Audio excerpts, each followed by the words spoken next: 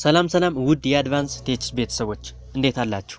በዛሬው ቪዲዮ ላይ የምናየው እንዴት ስልካችንን እንደ ማይክራፎን እንጠቀማለን የሚለው ነው። በስልካችን እየተናገርን ስልካችን በብሉቱዝ ከስፒከራችን ጋር እናገናኝና ቀጥታ ላይቭ እንዲያስተላልፍልን ወይም ስልካችን ልክ እንደ ማይክራፎን መጠቀም እንዴት እንችላለን የሚለው ነው የምናየው።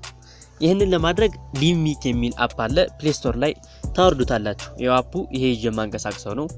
ካወረዳችሁት በኋላ አፕሊኬሽኑን ስልካችሁን በብሉቱዝ ከስፒከራችሁ ጋር ታገናኛላችሁ።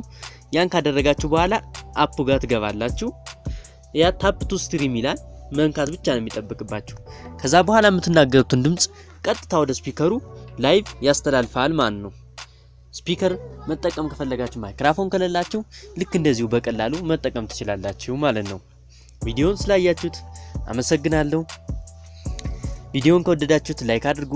እንዲሁም ሀሪፍ ልክ እንደዚህ አይነት የሆኑ ቴክኖሎጂ ነክ መረጃዎችን ማግኘት ከፈለጋችሁ ሰብስክራይብ አድርጉ። ፕሊዝ ሰብስክራይብ አድርጉ። አይከፋም። ቻው